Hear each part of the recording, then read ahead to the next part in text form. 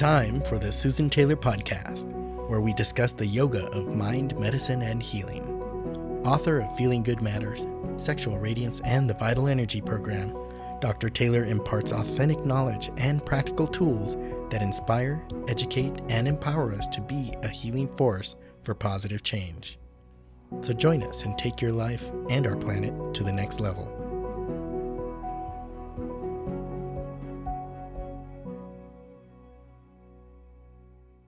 Hello and welcome to episode 117, Relax to the Core, 5 Levels to Remain Calm. You know, there are times when you're tired and you just don't have enough space or the proper situation in which you could take a nap or do some shut-eye, as they say. And during those moments, you might wonder whether taking a quick rest, just closing your eyes, putting your feet up, and even clearing your mind for a couple of minutes would be beneficial. And the answer is yes. These moments are a time where it would really be beneficial to be able to relax. In today's episode, I'd like to discuss the benefits of systematic relaxation, 3 factors to get the best results, and the 5 levels of relaxation. You know, sometimes relaxation, it's referred to really as a quiet wakefulness or resting with your eyes closed. All can calm your mind and give at least some of our neurons a break for a while, since you're not actively thinking or concentrating on something. But relaxation also reduces stress, improves our mood, as well as increases alertness, mental clarity, creativity, and motivation.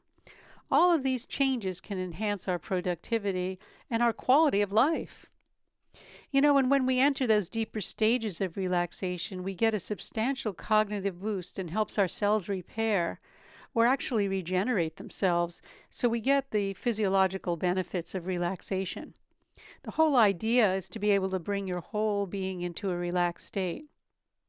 And no one would argue that the body and mind need to rest. Think of taking a rest as giving yourself a break or a time out from the hectic pace or the pressure of daily life.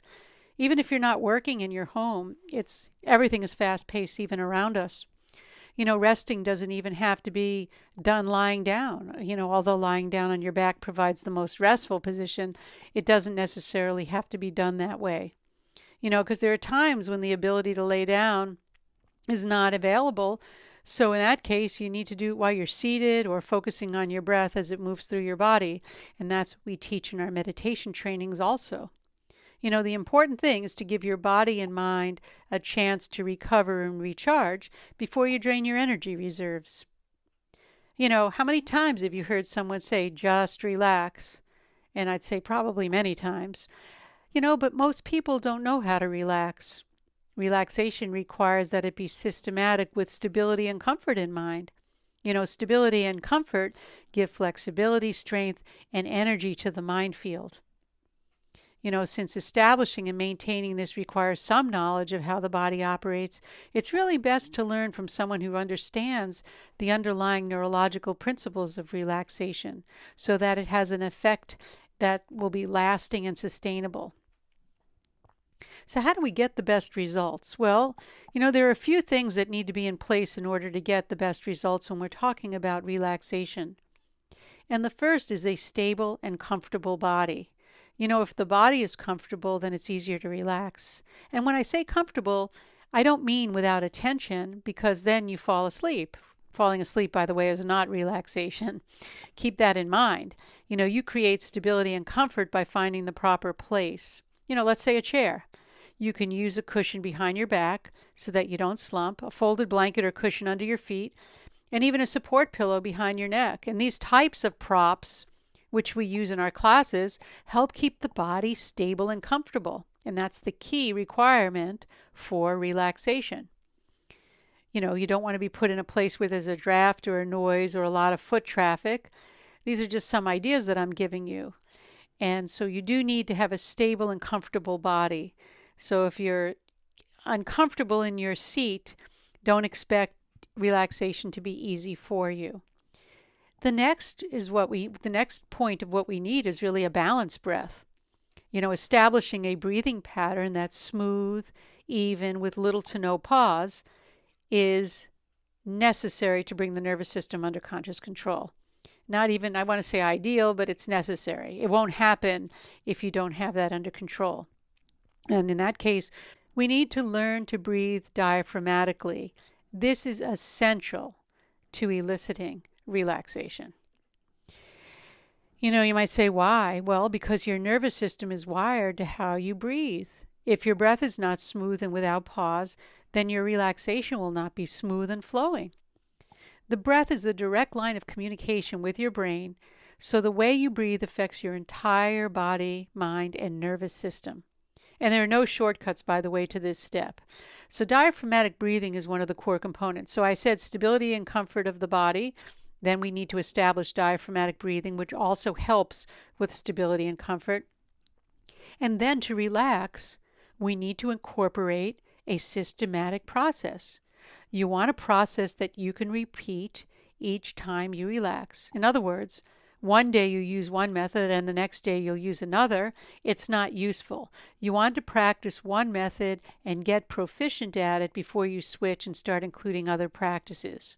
Because you have to keep in mind that relaxation is a learned response, so the process must be repeatable and systematic.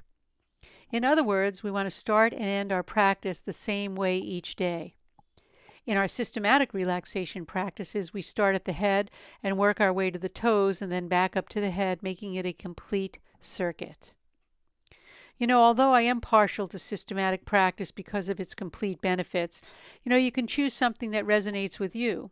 The key is to just take action and establish a habit of relaxation, whether it be 5 or 10 minutes, once or twice a day.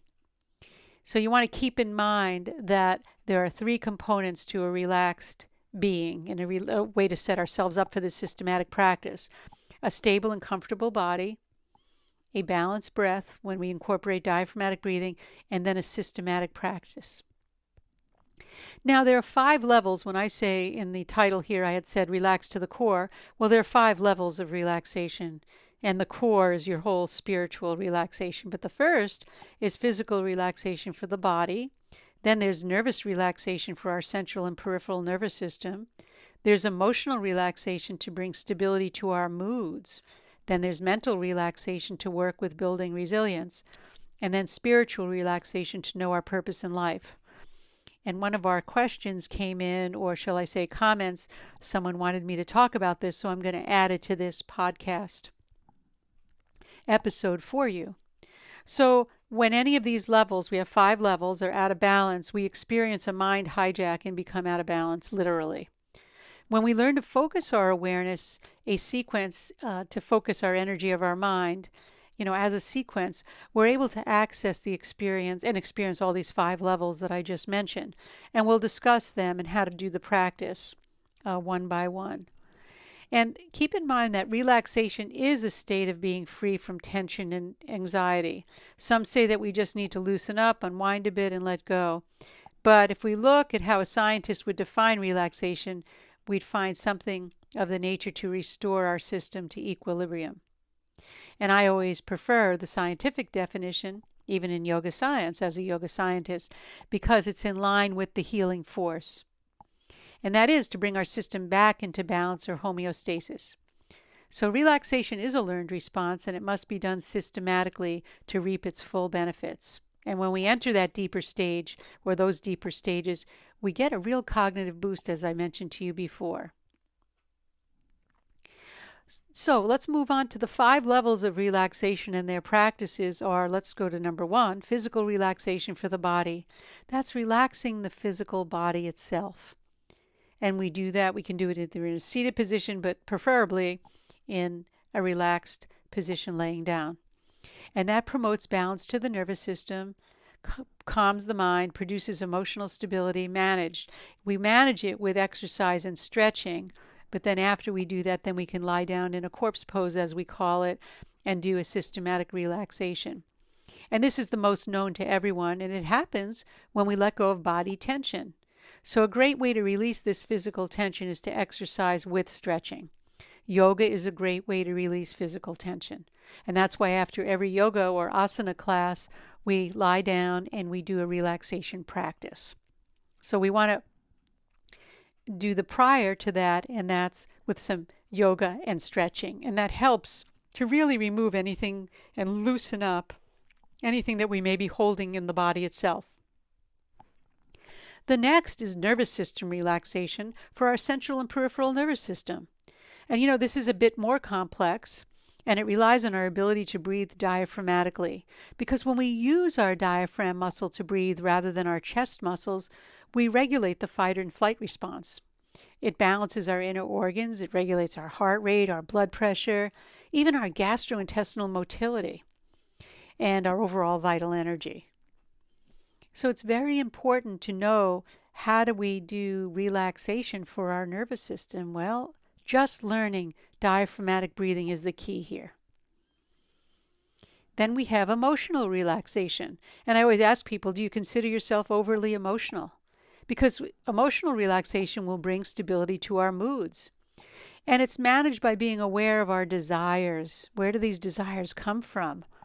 Our desire to attain things, our desire to not be hurt, our desire to be happy, our desire to be wealthy, whatever these desires are, create emotional instability. So we have to look at those desires. Because when we get what we want, we tend to be happy, right? And when we don't get what we want, we have a negative emotion. So we can manage these emotions by paying attention to the source of all our desires. We could start watching our feelings, our negative feelings, our positive feelings. By journaling, we can do self-talk. We could find the root cause of whatever our desire is. We can work with the physical body through yoga asana, because the mind and body are one. And I've done decades and decades of working with the body. For example, if we work in the sacral region or in the hara, which we do in Feeling Good Matters, resilience training, and the new book that's coming, when we really work in that area, boy, we could see a lot of emotions when we start releasing the tightness. Emotions do come up and bubble up out of that, and it causes some feelings to happen. And we can work with that through paying attention to our breath and working through it with postures also. Then we have mental relaxation to work with building resilience, because a tense mind is one that's disturbed, distracted, and stupefied. And that's natural. Disturbed, distracted, and stupefied. So we need to learn to manage our thoughts, to collect and contain the energy of our mind. And to overcome these conditions of a tense mind, we use the practice of mindfulness and meditation. Because when we learn to direct and focus the energy of our mind and the awareness, it allows our mind to become relaxed, clear, tranquil, and one-pointed. And these are the three qualities that a person who is what I call is established in their own being. They're just totally confident. They don't need as much sleep because their mind's not racing around. Their mind is clear, tranquil, and one-pointed. And that's when we have mental relaxation. And the last is spiritual relaxation. And the way we look at this is we say, do you know your purpose in life? I know many people say they know their purpose in life, but if we really know our purpose in life, there's not many things that get in the way of our joy. Because when we know our purpose in life, you also experience spiritual relaxation. You're totally established in your being, and you're able to take action on what you set out to do. Seeing yourself with a purpose in life allows you to connect to your core of your own being. And then no matter what obstacle, as I said, comes into your path, you have the resilience to move on without much difficulty. So spiritual relaxation is managed with meditation, and it should be learned with a systematic method to give you the sustainable results that you need. So what is the outcome of relaxing into our being, as I keep talking about, on all these 5 levels, as I mentioned? The physical level, the nervous system, the emotional level, the mental relaxation level, as well as the spiritual level. Well, how do we know? What's the outcome of being relaxed on all those levels? Well, we come to accept what is. We just allow things to come, and we just accept it as what is, not try to control, change. We don't really give much thought to it, except this is what is in front of me now, and this is what I'm going to digest. We're tolerant of ourselves as well as others, so there's less judgment, and we understand that everybody's trying their best and doing their best. We have a lot of creativity. Our mind is free to create and write and read and music, art. It just creates. It creates the things that we want to create for our own life. We also have intuition and clarity when we're totally relaxed. And we have, of course, resilience and endurance for the day-to-day happenings. And as I said, with all of that, we have joy while living in the moment. Remember, I say to remain calm, consciously aware, living in the moment. But in this episode, I talked about being calm, meaning relaxed also. But that happens when living in the moment. And we also have positive thoughts. When we're relaxed, our thoughts are positive. And I'd like to add just one more to this list. When we're relaxed, we step right into meditation. And that's really a key. It takes us right into meditation. Relaxation is the door to meditation. So I'd like to thank our community to bring this up as a topic, because it was very, very important that maybe others would want to hear. And we have to keep in mind, though, that when any of these levels are out of balance, we experience a mind hijack and really get totally out of balance. So when we learn to focus our awareness and contain the energy of our mind, we're able to access and experience all 5 levels, and it's much easier to really navigate life itself. And as always, I always say, do your research, practice, and really look at the 5 levels of relaxation. If you know someone who may need to know about this topic, please send them our way, sending a link. And that brings us to the end of this episode. The Susan Taylor podcast does come out every week and is available on susantaylor.org, iTunes, Stitcher, YouTube, and other podcast platforms. And also, join me for behind-the-scenes commentary and Q&A for this episode on YouTube. Thanks again for listening, and until next time, remain calm, consciously aware, living in the moment.